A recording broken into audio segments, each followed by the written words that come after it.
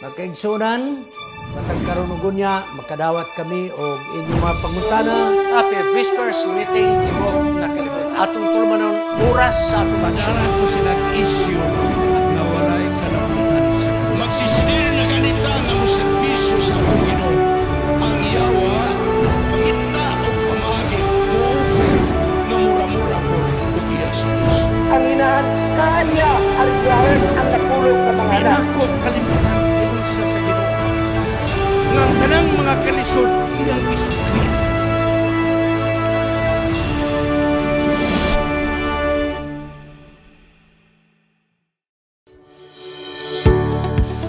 Ayaw kalimot, kung gusto ka mo suportar sa atong ACS Media Ministry, pagkuha mo og kopya nini. The Until Preacher. Biographical, inspirational, and motivational. Kuha mo ni ini nga kopya. Garantiya, iuli ang kwarta kung di mo makaangay. Pero kung mag-uli mo sa kwarta, kamo yung personal mo aris Cagayan de Oro City. Di ko gusto nga ipadala ninyo sa courier. Kamo yun ang mo rin. So, seryoso nga paagi. Di mo magmahay sa pagbato ni nga libro. Makita ni mo ang kamot sa Diyos nga nagagiya siyang anak. Ug ang usab nga paagi. Nga kamo usab makasuportar sa atong media ministry. Pagkuha usab mo ni ining Happy Family DVD. Nga kini aron inyong masabtan at kung gisumpay ang doktrina sa matag isyo sa family. So kini mga kaigsunan, 18 ka family problems, 18 ka family issues, o kada family issue gisumpayan og muhaom nga doktrina. So niya ay 18 ka doktrina usab mga kaigsunan.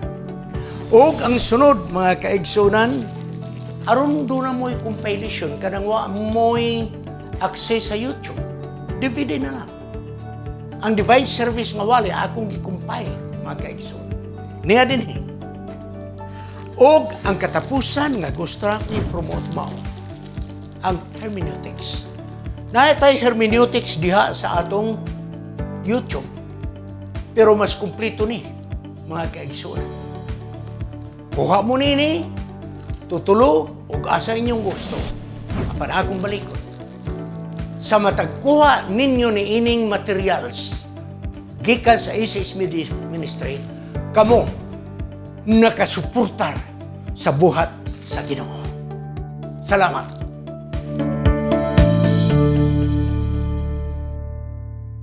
Happy Whispers Meeting sa Tibok Kalibutan. Ang atong ACS Media Ministry, Cagayan de Oro City, makikaubang ka ninyo ng pipila ka mga gutlo sa atong tulmanon, dugang katinawan. Mao kinang higayon, nga atong pag-isgutan, ang inyong mga pangutana, mga pangunahuna, mga opinyon, o gubad pa. Sa pagsugod, magampo kita. Gamhanan nga Diyos, ipadala mo balang Espiritu, aron magagiya ka namo sa mga desisyon sa among kinabuhi, kanunay uyon diha kanimo. May mga butang nga adunay mga pangutana sa among kinabuhi, labdagan mo kami. Salamat to Diyos kay ikaw nagapanalangin sa ACS Media Ministry sa ngalan ni Jesus Manuluwas. Amen. Mga kaigsunan, sa sige na natong biyahe tuyok aning tibok ng mga dapit nga atong madtuan, pinagi sa mga imbitasyon. Usa sa mga programa nga akong gihimo mao, pagkahapon, basta walay renewal of marriage vow sa hapon sa Sabado, open forum yun na. Dahil ang open forum, dili focus lamang sa family. Wala. Bisag wala na sa akong lectures. Usahay madoktrinal, matextual, usahay mga standard, church administration, relations panimalay. Adunay pangutana nga kanunay gabalik-balik. Gabalik-balik mga kaigsunan. Kapila na gino'y pangutana dahil pagsunod adto na mo sa laig dapit, mubalik hapon nga pangutana. Ang pangutana mahitungod mga kaigsunan sa cosmetics. Kada mga pagpatahong ba papula sa ngabil, color sa kanang sa mata, o sa ngalan na eyelids, no? O papula-pula sa aping, o guman pa, mga kaigsoon. Muning nga, nagkahuna-huna na lang ko, nga dadong ko na lang ni sa dugang katinahon tungod kay halos tanang open forum nako sa mga kaiglesia, mugula yun ni na pangutana. Ang ilang pangutana, Pastor, nga naman nga kami nagdako sa Adventista nga panimalay. Mo man ni among nadakan nga pagtulunan nga bawal ang mga cosmetics. Papula sa aping, papula sa kuko, papula sa white, color sa atong kanang sa mata. Busa Pastor, naunsa naman tani. Gani bisan atong mga nagdumala sa telebisyon na amang gihapon. Sa Quigson, ako na lang gidala diri aron one time na lang nato ni kay pero mao ra gyapon ni bisag tubagon ako ni dugang katinawon, mobalik gyapon nga pangutana. Kapoy na bitaw. Kaysa tinudan ay mga kaigsunan. Ako personally, dagdako ko sa panimalay nga Adventista. Tapos sa gubat nga ikaduha sa kalibutan, ang akong ginikanan mo'y ilang pagka-Adventista. Mo po'y akong pagkatao. Sunod tong panahon ng mga kaigsunan sa pioneering days, doktrina gyud sa atong iglesia ang dili paggamit sa mga cosmetics. Mao gyud ang doktrina. Nadak-an ko na. Hangtod gani nga nagliban ko naapa na sa baptismal questionnaire. Pero karon igsoon nawala na. Muna nga di nato mabasol nga mangutana kini mga karaang Adventista kay kami mo na among nadakan. Pero sa unsang pagkaagi nga karon midagsang naman sa atong iglesia, wala ko kahibalo. Sa atong pangutanon igsoon. Ang una na akong research, misangko mga kaigsunan sa atong Biblical Research Institute. Oh, I'm sorry. Siguro ato lang yun ang ilisan niya, Biblical Research Institute. Nakakita ko mga kaigsunan o article nga ang nagsulat Biblical Research Institute. Kining Biblical Research Institute, branch office kini sa General Conference nga ang nagdumala nini mga Bible scholars.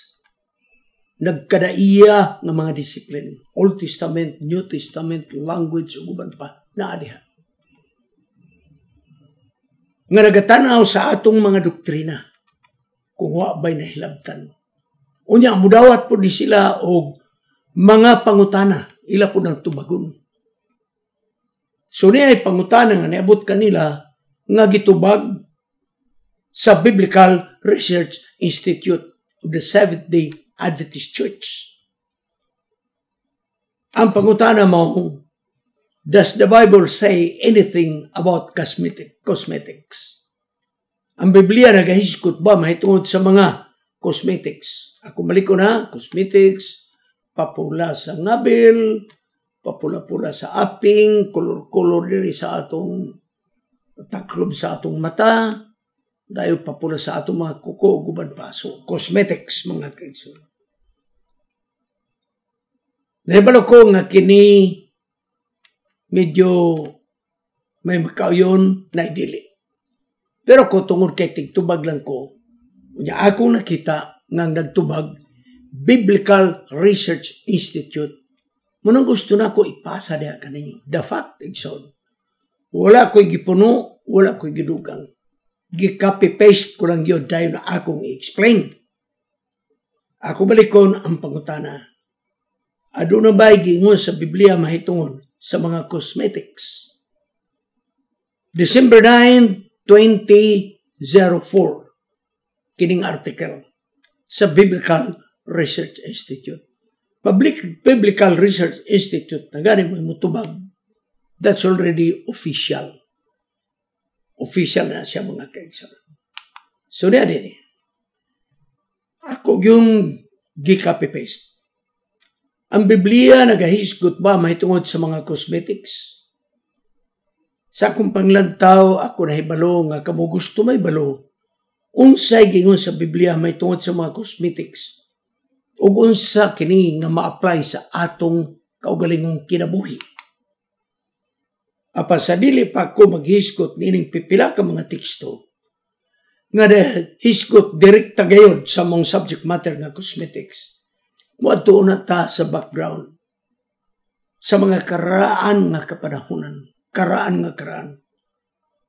sa ilang paggamit nining cosmetics. So number 1, BRI niya, Biblical Research Institute. Ang cosmetics sa unang nga kapanahunan. Ginasugyot nga make-up nagsugod nga aduna kinay kalabutan sa mga sa mga magic nga pagtulunan. Og nga kining make-up tungod kay para man sa mga magic nga aplikasyon kini makaproteksyon sa kaugalingon. Busa nakita kini nga pinagis pag make-up imong natago ang imong kaugalingon nga identity, ang imong kaugalingon nga pagkamao natago at tubangan sa daotang espiritu. Nahinumdum ko sa mga istorya sa mga sulads. Ako ng kutloon. Naghiskot sila kanako. Nasawa pag yun magdaghan ang sulad sa kabukiran. Mapayunan nilang pagtaak sa mong dapit. Magbaktas na sila ilang makita nga ang mga bata nga nabilin kay mga ginikanan tuwa ng hunting, tuwa dito ng hamuti, mga bata ra mo nabilin mga gagmay. O ang mga bata, mga kaigsunan, matod pa sa mga sulads, napintalan o mga buling sa kaldero, mga agipo, di pang pintalan. O nangutanan nga itong sulads, nga naman ingon niya kayroon ng daotang espiritu, dilhilab ta ng bata. Camouflage ba? So, nagingon ang mong writer sa BRI nga kumadto ta sa karaan nga kapanahunan, gigamit kini nga para sa magic application o pagtago sa iyang pagkamao gikan sa daotang espiritu. Kining mga ebidensya, usab, adunay duha ka katarungan ngano nga adunay make-up or cosmetics ang karangang mga tao. 1, hygiene or medical and beautification. Hygiene meaning to say alang sa paghinlos panglawas ug may kalabutan sa ino nato tambal. O ang ikaduha para pagpatahom. So kumuadto ta mahitungod sa paghinlos kaugalingon, tingali matud pa mo na ang unang dakong katuyuan sa unang kapanahunan sa usang paagi. Kay nakaplagan igsoon sa karaan ng mga Hipto, pinagi sa mga archaeology, nga ang mga Hiptohanon nga mga tao, babae, lalaki, gapintal sa ilang taklob sa ilang mata. Nga naman, proteksyon sa balatian.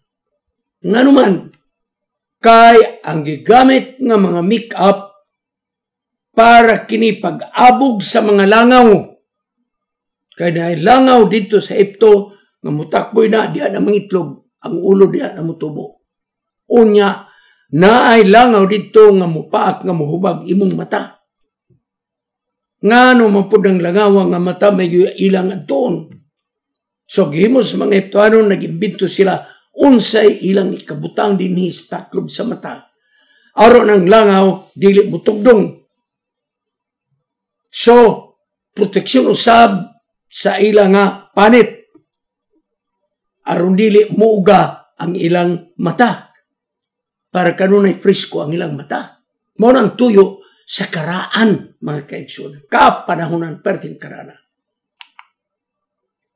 Ang may kapigsoon na ilang gihimo nga gibutang sa ilang mata o sa ilang aping, kinigsoon may natural disinfectant.